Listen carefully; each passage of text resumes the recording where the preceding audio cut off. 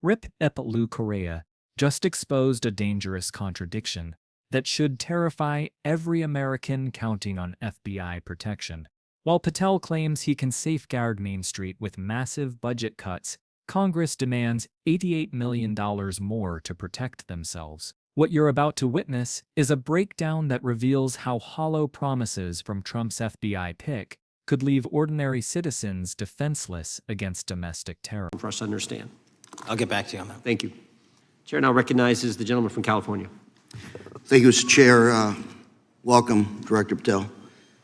I'm going to focus a little bit on domestic terrorism.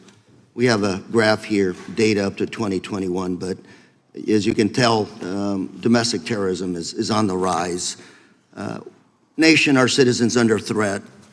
We saw the assassination of Charlie Kirk, 2 assassination attempts on the president, school shooting Minnesota last month, and closer to home, just a couple of days ago, Huntington Beach, peaceful vigil for Charlie Clark, infiltrated by neo-Nazis who essentially made the local individuals attending that event fear for their safety. All of us know that a lot of these domestic attacks are by lone wolves, but yet they do leave clues, social media or elsewhere. Director Patel, you're it. You're the thin blue line. The FBI, your job to protect our citizens back home from those that would harm us. You have to find the needle in the haystack. Takes a lot of work, a lot of resources. Talking to my local sheriff this morning who said they're concerned. Federal cuts to local grants that help them do the job. Then, of course, let's not forget about other threats that are coming before us, like high-tech fraud. Local senior recently was talking to me about a text she had gotten, a demand by the IRS to send a payment immediately, or the IRS agents were on their way to arrest this individual.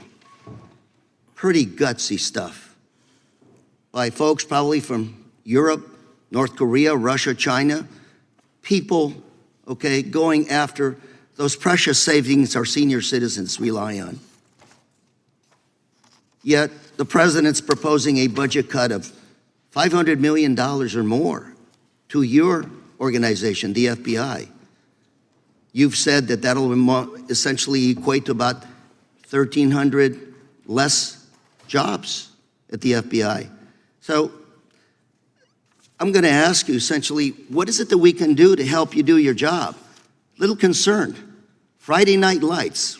One of the events I love to do on Friday nights, go to the local high school football game. Sit there at the stadium and you always say, what if? What if?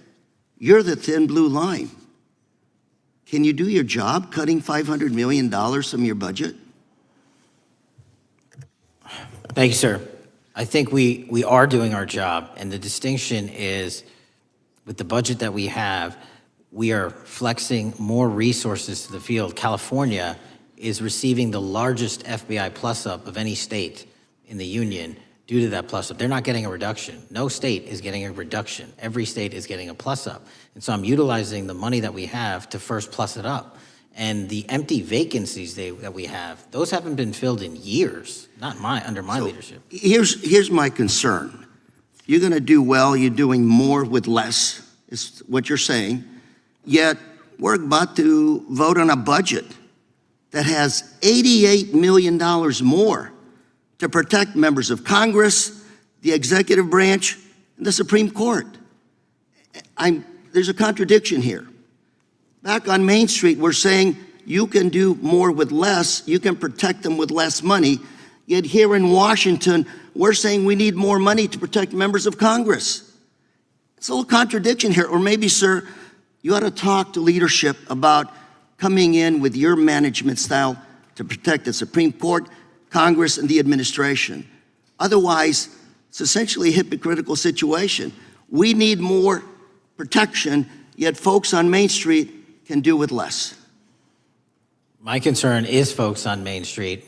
We also were I think we received over 300 million in the big beautiful bill, and we're also receiving pots of money from our interagency. So this sort of 500 million cut isn't entirely accurate. You're still getting cut 200 million plus. You're still moving your agents to do ICE work. So you are leaving a lot of bases uncovered. And I'm not going to be argumentative with you, Director Patel. I'm just saying, if that thin blue line does not hold, people on Main Street will pay the price. I agree with you, sir. And I just look forward to working with you because I am very concerned that these kinds of budget cuts are short-sighted, especially when my local sheriff calls me and says, we need more support, and we're looking at budget cuts. I'll work with you, sir. Thank you, Mr. Chair. I yield time.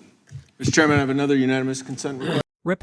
Correa didn't just question Kash Patel's budget math. He exposed a fundamental contradiction that cuts to the heart of how America protects its citizens versus its politicians. This wasn't your typical congressional theater. It was a methodical dissection of hypocrisy that reveals dangerous priorities in federal law enforcement. Correa began with domestic terrorism statistics showing rising threats across the nation. Neo-Nazi infiltrations at peaceful vigils, assassination attempts, school shootings, sophisticated fraud targeting seniors. The landscape is getting more dangerous while resources are shrinking. When he called the FBI the thin blue line, he wasn't being dramatic. He was stating an operational reality that most Americans take for granted until it fails. The $500 million budget cut Patel is implementing translates to 1,300 fewer FBI jobs. That's not accounting sleight of hand. That's institutional capacity walking out the door. Correa's local sheriff called him that morning worried about federal grants being slashed. These aren't abstract numbers. They're the difference between having agents available to track domestic terrorists and hoping someone else catches the needle in the haystack. But here's where Correa's questioning became surgical. While the FBI faces these cuts, Congress just approved $88 million more to protect members of Congress, the executive branch, and Supreme Court. Correa called it what it is, hypocrisy. The people making budget decisions are ensuring their own protection increases while telling law enforcement they can do more with less for everyone else. Patel's response revealed the problem.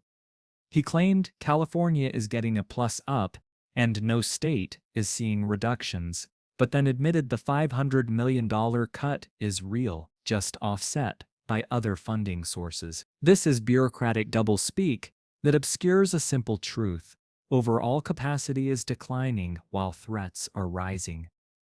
When you move agents to ICE work, as Patel acknowledged, you're not creating new capacity.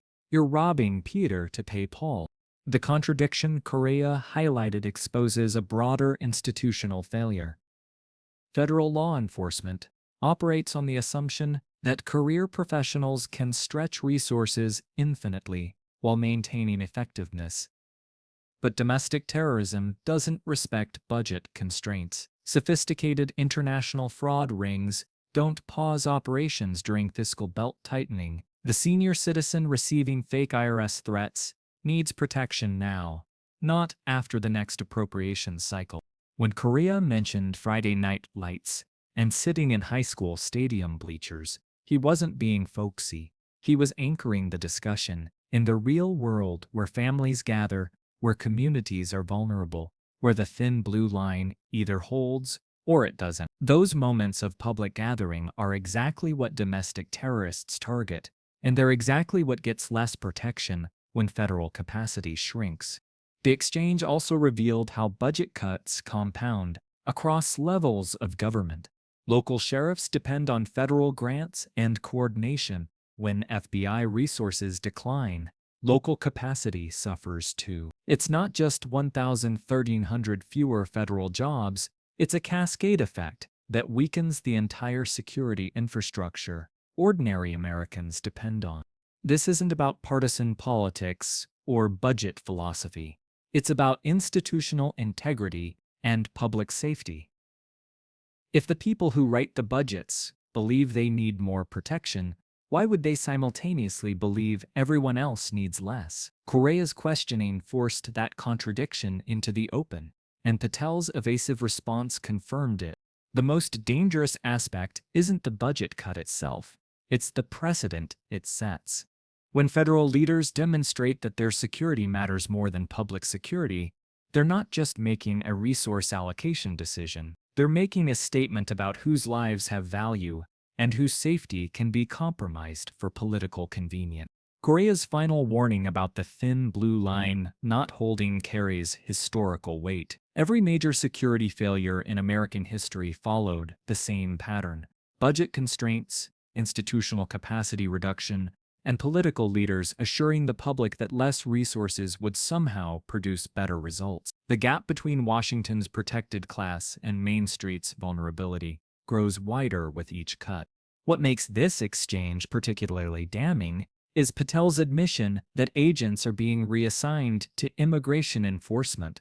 This isn't efficiency, it's mission creep that pulls counterterrorism resources toward political priorities. When domestic terrorists strike, we won't ask whether the agents were busy at the border. We'll ask why the warning signs weren't caught in time.